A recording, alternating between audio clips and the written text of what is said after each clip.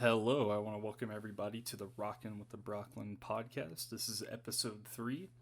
Definitely been a little bit since I came out with a new video. It's been a little busier around the holidays, but regardless, I wanted to kind of talk about the Nuggets and the NBA right now, as it's been a busy last, I think, 3 weeks. I wish everybody a Merry Christmas yesterday and a Happy Holidays as we move forward. But anyway, let's get right into it. All right, first things first. Last game that the Nuggets lost was a heartbreaker. We lost to Oklahoma City at home.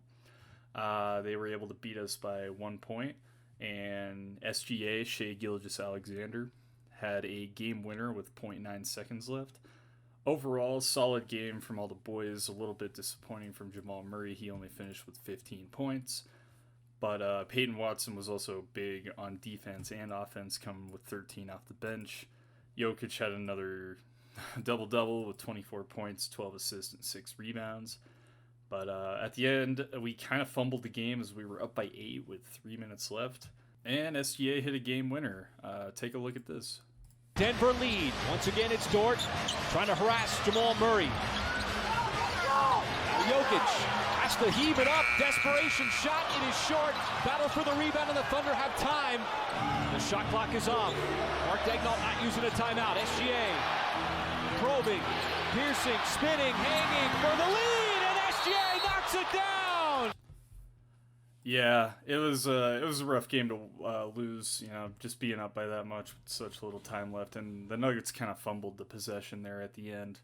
But, solid defense by Peyton Watson on SGA. There's not really a lot you can do. The guy's one of the most lethal mid-range shooters in the league. So, we can live with that loss.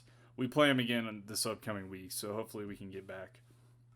Anyway, Nuggets started a 5-game winning streak with this game against Dallas.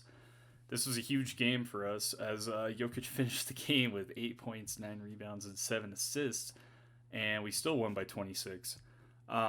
Solid game from a lot of guys. Murray had 22, Reggie Jackson with 20 off the bench. Also Zeke Naji with a crucial 14 off the bench.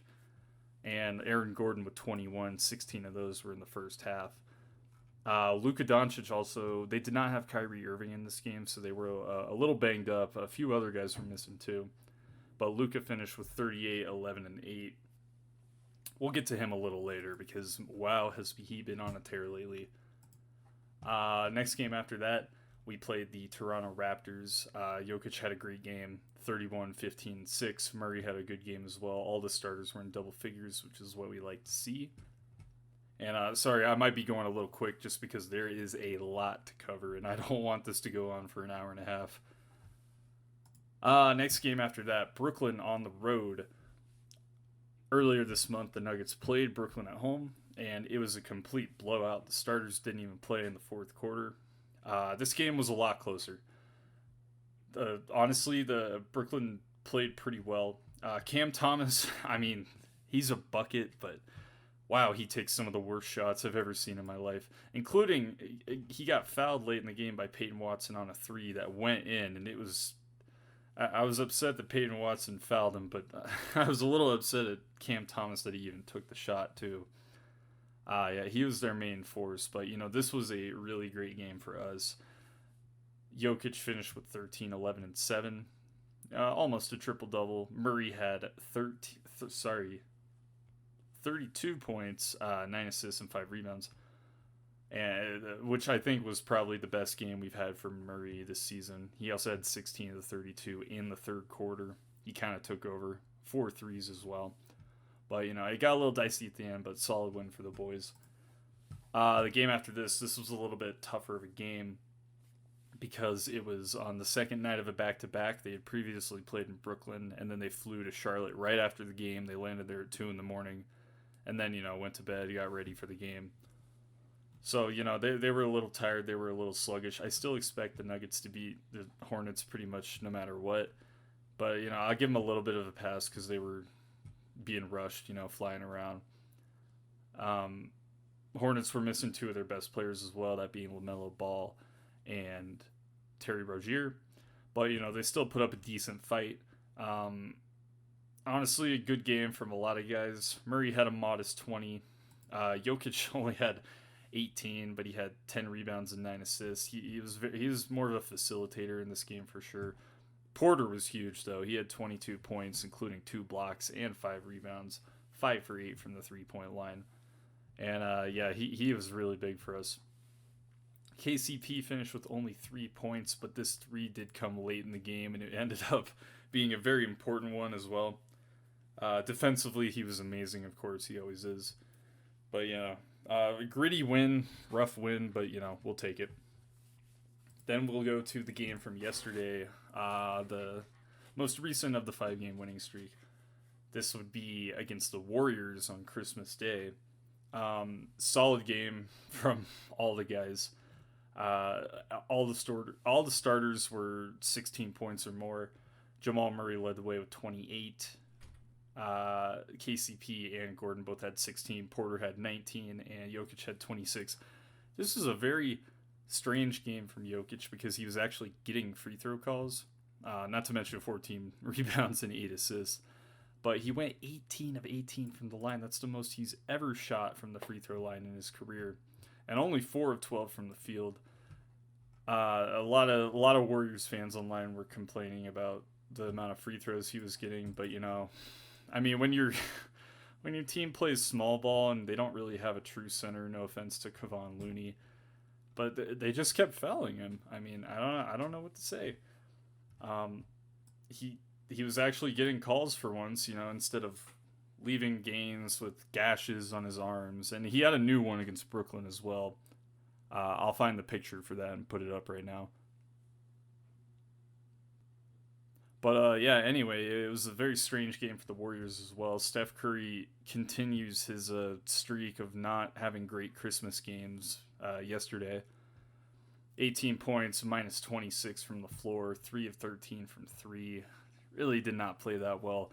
Wiggins, however, off the bench was huge for them. And a matter of fact, the entire Warriors bench was the reason why they were in this game. Our bench was freaking disaster. But other than that, they still played decent in their few. Peyton Watson still played decent, I'll say that. But I'm also really, it's a really good story to hear from Brandon Pajimski, I believe it's pronounced. I've heard it a few different times at this point. But he had one heck of a game. He was the only starter with a positive plus minus. He had 13 points, 6 assists, 9 rebounds, 5 steals. Remind you, he is a rookie as well. And not to mention he hit 3 for 4 from 3. He's a young, bright talent that they have, and I think he's going to do well with them. But also, people are kind of overshadowing Curry not having a great game, but Klay Thompson was terrible. He 3 of 12 from the floor, only hit 3 threes. He's not getting any slack because, Curry's the main focus here, but he had a bad game as well. And one other thing I did want to talk about this game, stat-wise, is that Michael Porter Jr. also had 4 blocks, including 2 of them on Klay Thompson shooting threes. He's been a lot better on defense this season compared to the last few years, and I'm all for it. It's been awesome to watch. But anyway, there was a little bit of controversy after the game. Since Jokic did shoot 18 free throws, I'm going to let you watch the video at Steve Kerr, Golden State Warriors head coach, speaking. Jokic finished with 18 free throws. You guys were clearly upset with some of the calls. Yeah. Just what did you think about how big a factor was the way he was today? Yeah. I have no problem with the officials themselves. They're all across the league. We have really good officials. I have a problem with the way we are legislating defense out of the game. That's what we're doing in the NBA. The way we're teaching the officials, we're just enabling players to BS their way to the foul line. If I were a fan, I wouldn't have wanted to watch the second half of that game. It was disgusting. It was just baiting refs into the calls, but the refs have to make those calls because that's how they're taught. So I have a real problem with the way we've legislated defense out of the game in this league, and the players are really smart in this league, and for over the last decade or so, they've gotten smarter and smarter, and they're just we have enabled the players, and they are taking full advantage, and it's a parade to the free throw line, and it's disgusting to watch. Thanks. Okay, so some thoughts about this. I do think that he has a good point. It should not be a parade to the free throw line. We should not be baiting refs and overall just flopping to try and get easy shots. On a strategy perspective, it makes complete sense. It stops the game so the clock doesn't run, and you get a chance at 2 shots, which are very easy for most players. I feel like most players in the league right now are shooting 77, 78% or better from the line, including Steph Curry, who is the number 1 free throw shooter in NBA history. I believe he's shooting 91% this year. But the problem I have with this is, although he didn't say it, it really seems like he's trying to imply that Jokic is the main issue of this, and this is just not true. As for career games with 18 free throw attempts or more, Jokic has had 2. Including, so he tied his career high in attempts and broke his career high in makes, yesterday, going 18 of 18. I don't like the fact that he's trying to put Jokic as the issue here. It's very apparent to me that he's just unhappy with the result of the game, and he's kind of taking it out on Jokic, which if we're gonna compare, let's do it right now. These are the top scorers in the league. Embiid is leading the league with 35 points per game, which is just amazing. But he's going to the line 11 and a half times. For rounding, we'll call it 12 per game. Giannis, also one of the league leaders in points, going to the line 11 times per game.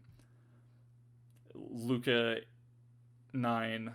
Shea, 8. Kevin Durant, 8. De'Aaron Fox, 8. Trae Young, 8. And then we kind of get to the land of guys that are going like 6 times. Steph Curry, Donovan Mitchell, Jason Tatum. He's at 7, but Nikola Jokic, and then Damian Lillard, which is interesting to me because he's a point guard who mostly shoots only threes and layups, but he's still getting to the line more than Nikola Jokic, who is constantly battling in the paint almost every time. And he's double teamed and triple teamed a few times against Dallas earlier, about a week and a half ago. But I don't want to sit here, and obviously I'm biased because I'm a Nuggets fan, but it's just really, Steve Kerr liked to use the word disgusting, about how the game has evolved into free throw baiting. But quite frankly, I think it's disgusting that he's trying to pin it on Jokic here when he's clearly not the issue when it comes to this. I mean, he plays the same position as Joel Embiid, similar position to Giannis. These 3 guys are always in the paint. They're always, battling one-on-one, sometimes a double team just to try and get shots up. And the fact that Joel and Giannis get almost twice as many free throw attempts per game than Jokic. I mean, you're pointing at the wrong guy there, Steve. Steve Kerr's just completely wrong about that. He has a good overall point, but obviously he's biased because he didn't want to lose that game yesterday. And, they don't want to talk about the fact that in terms of team stats, shoot, I can't find them right now. But in terms of some of the stats that the Nuggets were just better than Golden State, we had more assists than them, 25 to 23. We out-rebounded them, 43 to 39. They shot 14 of 40 from 3. We were 14 of 34, more efficient. We were also more efficient in the 2-point game as well. We did have 6 more free throws than them. But, it's just... it's a little much. It's whatever, man. Anyway, so yeah, the Warriors fans they're going to cry about that. And it's always Warriors versus refs. It's... The fact that they have 4 championships in the last 7 years doesn't really mean anything, because they're a very toxic fan base, the most in the league by far. Anyway, back on the Nuggets. Jamal Murray has been huge for us this season. This season, the Nuggets have played 32 games, and they are 14-4 with Jamal Murray and 8-6 without him. Obviously, he's not Jokic. He's not our most valuable player, but it is really hard to win without him sometimes because he just brings like that X factor to the game. Like he can go get 25-30, any night. He doesn't all the time, because usually that's not always what the team needs. We have a lot of guys that can score in double figures, but he has been great for us this season. And Nuggets fans, bear with me. We're probably a third of the way through the season. We haven't had Murray for about half of our games. And also Jokic has been ejected from 2 of the games, and then he fouled out of that one game against Cleveland. And we're only 2 games behind first place in the West. I think we're doing all right. And I'm really glad to have Murray back. In his last 5 games, he has been putting up some good numbers. 24.5 from the field. About 24 if you round down. Had a great game against Brooklyn with 32. Had a great game yesterday against Golden State with 28. Not to mention, he is shooting 50% in the last 5 games and 54% from three-point range. That's something that we like to see as well. But yeah, he has been great for us. I know for the season he's only averaging about 20 points per game, but he's also shooting 45% from 3 and 91% from the free throw line. Oh my gosh, dude. He definitely should be an all-star this year. I also know that between now and the all-star game that his numbers are definitely going to go up. I don't want to say who he should be put in front of, but I'm biased, but I would put him as an all-star. He's been great for us this year. All right, moving on to the rest of the league. We got the in-season tournament championship, which happened at this point about 3 weeks ago. The Lakers defeated the Pacers 123-109. This was a little bit of a disappointing game. Although the in-season tournament I thought was great, the final game wasn't. It was okay. The Pacers kind of just got down, and they could never really quite get over the hump and tie it up or take the lead. Lakers are just a more physical team than them and more dominant. Big story in this game is that after amazing games against both Boston and Milwaukee, Tyrese Halliburton did not have a great game. He did have 20 points and 11 assists, but he was only 2 of 8 from 3, which, that's a big part of his game if you don't know. And including a minus 19, which was tied for the team worst. Bigger story in this, though, is that Austin Reeves was great, especially in the first half. He finished with 28, but Anthony Davis just was a monster.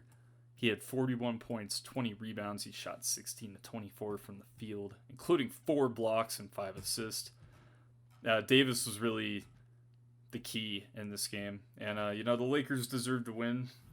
Kind of interesting about this is that recently, ever since this game, both the Pacers and the Lakers have kind of been on a downslope. I believe the Lakers were 2-6, including yesterday's Christmas loss to the Celtics. And then the Pacers have been, ever since this game, they have been 2-6 as well. So yeah, they've both been 2-6 since the championship game. I still think it was a really good addition. It was a lot of fun to watch as a spectator, but no doubt that these teams probably got worn out a little bit more, giving all that effort, going to Las Vegas, all that stuff. But yeah, regardless, Davis had a great night, and the Lakers hung up their banner.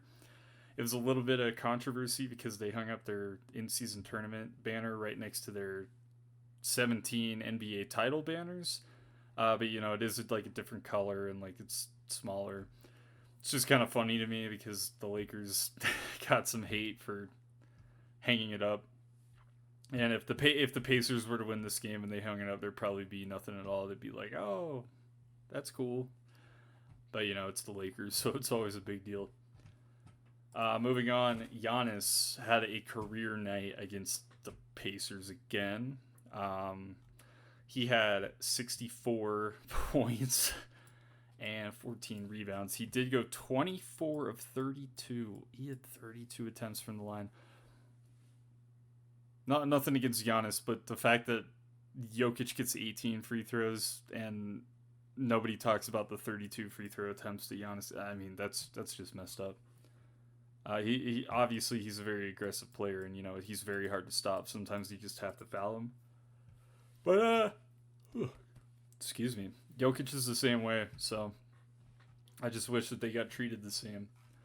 But anyway, he did have a fantastic night against the Pacers. Like an all-time great night. That is amazing. The thing I want to talk about the Pacers real quick is they not only are they on the downslope, but like I don't see them getting any better anytime soon, because their formula for this season has been like, score a ton, just outscore your opponent, beat them in a shootout. Essentially, that's not going to work in the playoffs. It's been proven time and time again that bad defenses get exposed in the playoffs, and it's really, you're starting to see some chinks in the armor. Indiana used to have the number one offense. They don't right now. They're at 121.5 for their offensive rating, and they're 28th in the league of the defensive rating of 121.3. That's not sustainable. They are a fun basketball team to watch, but this is not sustainable. I hope they can get together soon, because I really like Halliburton. Obviously, I really like Bruce Brown, who's their big free agent pickup, along with Obi Toppin. But yeah, they're going to have to get it together. In other news, Jalen Brunson, who was not an All-Star last year, not on the All-NBA team, who I believe is the best player on the Knicks for sure. He had 50 against the Suns. Huge game for him. He shot 9 of 9 from 3-point. Also had 9 assists, 6 rebounds, and 5 steals to go with his 50 piece. The Suns are kind of, I'll get to them a little bit later, but they're kind of in a similar situation as the Pacers, where their game plan seems to be outshoot the other team, and they're having some mixed results as well. But yeah, shout out to Brunson. I hope he's an all-star this year. He really should be. He's been great. Another big game that happened recently was Keegan Murray from the Sacramento Kings. He is a second-year player. He was a rookie last year, and he had a huge night against the Utah Jazz.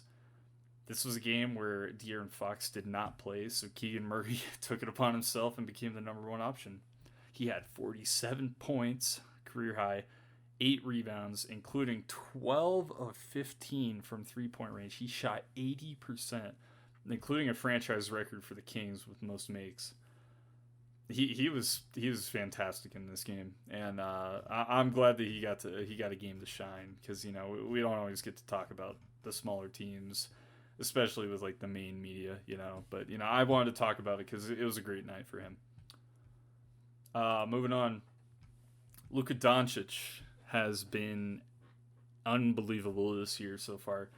On the season, he has 19 double-doubles and 6 triple-doubles. He also had a great Christmas Day game against the Suns where he scored 50, another 50 piece. He's just been fantastic. Say what you want about his brand of basketball, but he is a fantastic player. The last 5 games, these are just unreal stats. 39 points, 10.6 assists, 11, and 10 rebounds. He's averaging a 39-point triple-double in the last 5 games. And on top of it, he is continuing to prove that he is, in fact, the owner of the Phoenix Suns, for sure. But, yeah, he's been on a tear, and he had a classic game yesterday against the Suns. Not to mention 50 points, 15 assists, 6 rebounds, 4 steals, and 3 blocks. He did it all yesterday. But, yeah, it was really, really great to see him. He is quite a special player. Another thing I did want to talk about is last time We didn't know all the issues that were going on with Draymond Green. So if you don't know, Draymond Green did get suspended indefinitely from NBA games. He has gotten numerous scuffles, fights, altercations throughout the years, and there's been quite a few this year, and including one that I'm going to show you from last year's playoffs. Essentially, he got suspended because he punched Phoenix Suns player Yusuf Nurkic in the head. It looked like it possibly could have been inadvertently, but given his history, I don't think that that's likely. So yeah, I'm just gonna play a few clips of Draymond over the last 8 months. So yeah, this was the play where he got ejected for stepping on Domantas Sabonis in the first round of the playoffs last year. We'll take a look at this. Monk puts it up, and Curry's got the board. Green gets tied up, and a technical has been assessed. Sabonis is down. Let me say this. Draymond stepped on him, but Sabonis grabbed his leg first. Domantas Sabonis writhing in pain. Now watch the end of this play. As he goes down, watch him grab Draymond right there. Now that right there is where the foul came in. So he grabs Draymond's leg right there. Now Draymond steps on him. All right. I'm going to disagree with the announcer here. I don't think Sabonis was trying to grab Draymond's leg.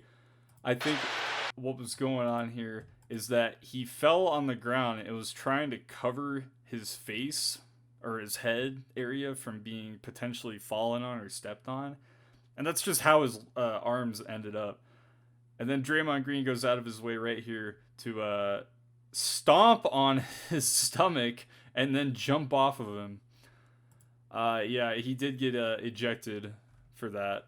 But anyway, this is where Draymond Green attacks Donovan Mitchell. Let's check it out. Here. Yeah, Draymond had some timely screams. Curry 3 off back iron. Levert, one man to beat, Klay Thompson. And then put it up and in. Their counterattack is serious tonight. Watch out now, Draymond. Just keep Draymond away so he doesn't get another tech. That's the awareness there. You don't want Draymond getting run. Mitchell, I think, was frustrated that he got his pocket picked, but you know what? He's going to send Draymond to the foul line. So Mitchell was frustrated at what happened down here, but it was more on this play right here where you can see on the right side Draymond Green, he kind of pushes Mitchell and he almost falls over. He kind of goes flying into the crowd. And he was, if you know anything about Donovan Mitchell, you know that he's not going to take that. He's also gotten an argument with, well, actually it was more of a fight with Dylan Brooks before, which definitely was Dylan Brooks' fault. And, you know, that's the awareness. And then Mitchell comes in and he's not happy with him. So yeah, kind of a cheap shot that he pulled off there.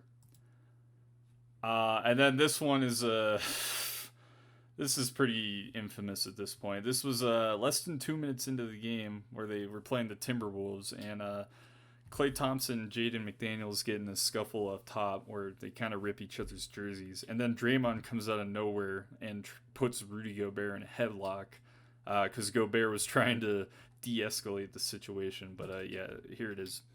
Working on Wiggins, we'll step back 3. And so we're scoreless. We'll stay 0-0 the first 2 minutes. And then look at Klay Thompson and McDaniels. What is going on with that? Wow. You've got a full-on fracas going on. Draymond came in to defend Klay. This got out of hand very quickly. Look at Klay Thompson. Yeah, you're darn right. He got out of hand really quickly because. So here's what happens between Klay and Jaden. They're kind of coming together. So they were kind of just hanging on to each other, and you know, Jaden McDaniels puts his hand on it. Gobert. Oh my! You can already see him jumping on it. Jaden McDaniels. Gobert comes over because he's trying to he's trying to get in between them and say, hey, guys, stop fighting. And for some reason, Draymond Green just comes sprinting down the court and puts Gobert in a headlock. Apparently, he thought Gobert was trying to headlock Clay or something. That was his defense, but it's whatever. Puts his hand on his jersey. Now it just comes out of nowhere. Gobert gets in there. Draymond's got him in a headlock. Like, what is wrong with this guy? And it doesn't end here. This is the thing that finally got him ejected because of this inadvertent or whatever type of foul on Nurkic. Green just such a great passer. Beal just picked up his third foul. And now Green runs over Nurkic, and he'll be called for the foul, and they're going to take a look at this. Yeah, and they should take a look at this because this is ridiculous, man. This is to it. There's no... This should not be in our game today. Oh. So he's trying to get open, and for some reason, this is not a basketball play. There's nothing about this. This is basketball. This is just a dirty play from him. He just swings his fist around and freaking hits Nurkic in the head. Oh, man. Well, that's going to be a flagrant. Yep, for and sure. now they're going to just... It's ridiculous, man. I'm really glad he's suspended because this is... You can literally see right here... This was made 5 years ago. Draymond Green Dirty Plays and Moments compilation. That was made 5 years ago. And he's only adding to the list. Like, if he wasn't in a basketball game, I feel like he would have been arrested by now. It's just absurd. I hope he can get the help he needs because, you know, he is a great player. But it's ridiculous that he's just fighting people in NBA games. I mean, he even did it to a Nuggets player once. I think he tried to run in on Austin Rivers a few years ago shooting a three, and he also tried to gouge Jokic's eyes out that one time. That was crazy. But yeah, suspended indefinitely. He's gonna go through counseling or therapy or whatever because he has anger issues. Just try to decide if they think it was. It's ridiculous. Side note, I do want to note that a lot of these clips, not every one of these clips, because obviously he does get into it with Donovan Mitchell. But I don't know what it is Draymond Green has against big European NBA players, because you got Sabonis here, who I don't remember exactly where he's from. I think it's Lithuania. But he just picks a fight with Sabonis, who's 6'11", big guy, big European guy. And then Gobert, 7'2" Frenchman. And then right here, Nurkic, who's 7 feet, and I think he's from Bosnia. I don't know what he has against these European guys. Is he gonna fight Giannis next? Is he gonna try and fight Jokic? It's ridiculous, man. I think we're all over it, and Warriors fans will still try to defend him. Some of them don't anymore, and I respect the half of you probably that don't. But it's getting out of hand because he's not going to be in the league much longer if he keeps doing this. All right, last little bit I wanted to get into before we finish up here. James Harden has had a little bit of a resurgence lately for the Clippers. They did go on a recent 8-game win streak. It has been snapped since then. But funny enough, he also had an insane game against the Pacers, which has been a common theme this year. Where he hit multiple threes, including 35 points. Let's take a look at this. It was kind of a meme as well. It has been special to watch. Clippers 6 minutes and 10 seconds away from their 8th straight win. No way. Oh, my goodness! He has entered the scoring vortex! Oh, my! Oh, man. You like to see it. He hit a three after he got fouled, and he did a snow angel and then yelled into the camera. Regardless of James Harden and what you feel about him, I thought it was kind of neat to see that. It reminded me a lot of when he was in Houston. But yeah, definitely a little bit of a meme when he started doing the snow angels and then screamed into the camera. Quite interesting for that. Real quick, I did have a comparison earlier to the Pacers and the Suns. Pacers right now are 14-14. The Suns are 14-15. Where the Pacers are exceptional offensively and horrendous defensively, the Suns are probably the definition of mid this year. They are 15th, right in the middle of offensive rating, 20th, slightly below defensive rating. However, these are the same number. So they're literally tied. They're scoring as many points as they give up this year. Net rating of 0, and then 36.6% from 3, which is, middle of the pack. They have not been good recently. They had a recent stretch where they won 7 in a row, and these were some really quality wins. Minnesota in there, Golden State. Well, actually, these aren't as quality as I thought, but Minnesota and Golden State were quality wins. They did, beat up on Utah twice, and then Portland and Memphis without Ja, but, it's fine. Ever since then, though, the month of December has been rough for them. They are 1, 2, 3, 4, 5, 6, 7, 8, 3-8 this month. There's been a lot of controversy about them recently. Apparently, Kevin Durant is not happy. Eric Gordon said he wanted more of a role. It's kind of funny to watch as an outsider. Just as a Nuggets fan, seeing the Suns fail is really funny, considering what they did to us a few years in the playoffs. We were swept by the Suns, and that Game 4, Jokic got ejected because he had an altercation with Booker and Cameron Payne and all that. But I have to admit, it's really funny because they have tried to buy a championship pretty much. Trading for Kevin Durant, getting all these guys there, and basically getting rid of their entire roster from 2 years ago, the 2021 finals. The only player they have from them still is Devin Booker. But it's pretty funny. And they were looking to be contenders this year. This is the current outlook on the West right now. Denver's 2 games behind first. We've been doing great. Obviously, the Timberwolves in Oklahoma City have been big surprises so far. More so Timberwolves for sure. Nobody saw the leap that they were going to take this year. But if you asked the Nuggets last year, they said that the toughest opponent in the playoffs was actually the 8-seeded Timberwolves. And no surprise, they're doing really good this year, to the Nuggets at least. Kings were good last year. Dallas has been healthy this year. Well, mostly. But also Luka's been really playing well.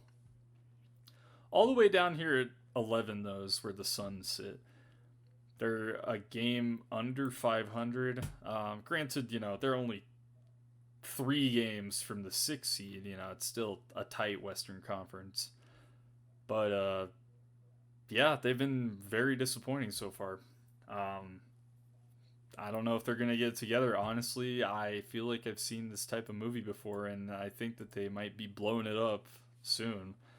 Not sure if it's going to be before the trade deadline or maybe at the end of the season. I don't know.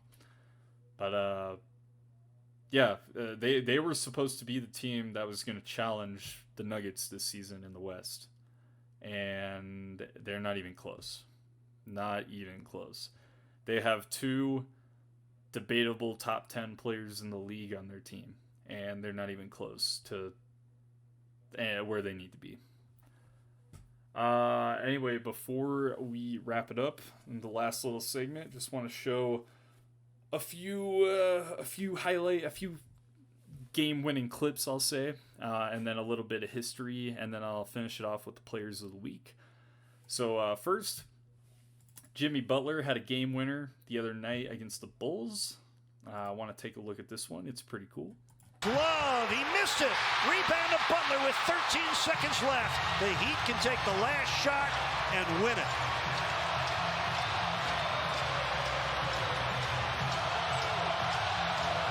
Two seconds left. Butler, step back for the win.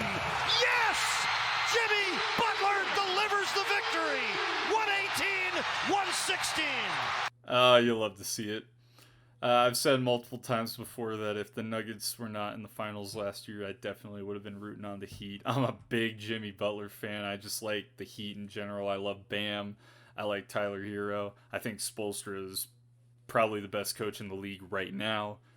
But yeah, a solid win for the boys and down in Miami. My friend Tyler is a big Heat fan too. He got to go see them play the Magic the other night when they won. So yeah, good stuff from them. Another thing, Ja Morant, after coming back from his 25-game suspension for multiple Instagram live videos where he flashed a gun, he had a very good game back against a good New Orleans Pelicans team. Watch what happened at the end. Morant's going to get ahead of steam with a chance to win it in his return. Here goes Morant. He spins. Morant scores! And the timer expires. Count the basket. And Ja Morant. At the buzzer, Ja Morant is back. One of my favorite players to watch as well. I really hope that he can keep his head on straight because he's such a talented player. And he came back and had a huge game against the Pelicans. I believe he had 38, including the game, or maybe 34. I think it was 34, actually. And including the game winner. Great stuff that you want to see from him. Another thing, Steph Curry. Did want to talk about him real quick. We briefly mentioned him on the Christmas game against Denver. He's been a little bit up and down lately. He had only 7 points in a Warriors win that they had against Portland last week. Where he shot 2 of 12 from the field and 0 of 8 from 3, which is unheard of for Steph Curry. But he did have quite a game the next night against Boston. They ended up winning in overtime 132-126. This wasn't exactly a game winner, but regardless, it still put the Celtics to bed. Here it is. 10-second difference, game clock, shot clock, Curry. Spinning, corkscrew move, inside, no! Paul gathers it in, clock at 3, Curry, 3! Oh, there's the meme! What a shot! Yeah, he put him to bed. That was pretty epic, aside from Reggie Miller and I believe Candace Parker kind of ruining Kevin Harlan's call. But, yeah, this... 3, Curry, 3! That was cold, man. And then he put him to bed. Ooh. Yeah, good stuff from Steph Curry. Was not the same player yesterday on Christmas, but that's okay. Last two things we want to talk about real quick. Current outlook on the East and the West standings. We have 3 teams right now that are above 20 wins, that being the Eastern leading Boston Celtics, who are 23-6, Milwaukee Bucks 22-8, and the Sixers, who are 20-9. And then we got Minnesota 22-6, Denver at 22-10. The reason I wanted to pull this up at the end, though, was to unfortunately focus on history that could be set very soon. That is the Detroit Pistons. They are 2-27, including they're on a loss streak of 26.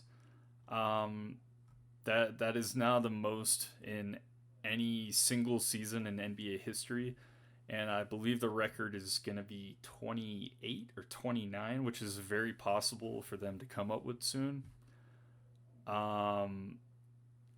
Not something we want to celebrate, but regardless, it is historic. I just think it's really funny. They started the season 2-1, and they have been all downhill since then.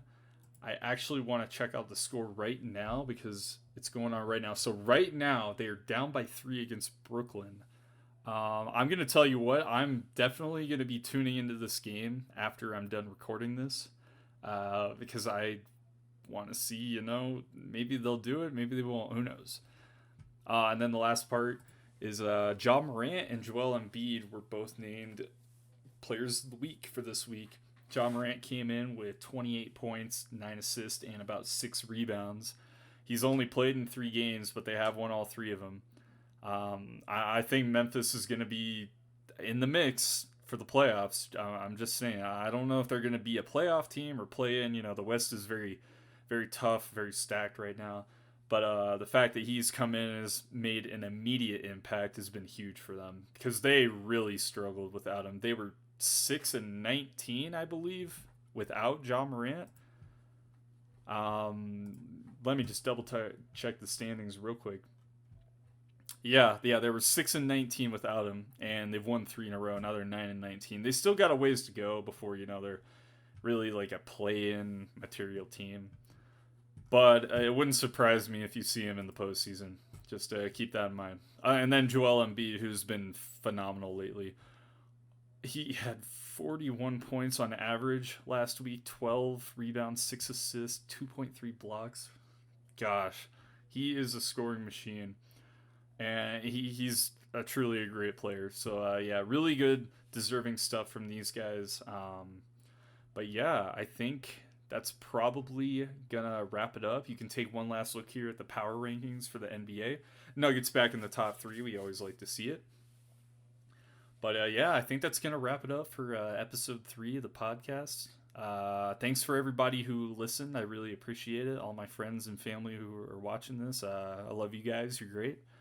But, yeah, I'll try and probably get an episode out around next week for the new year. And, yeah, I'll catch you later.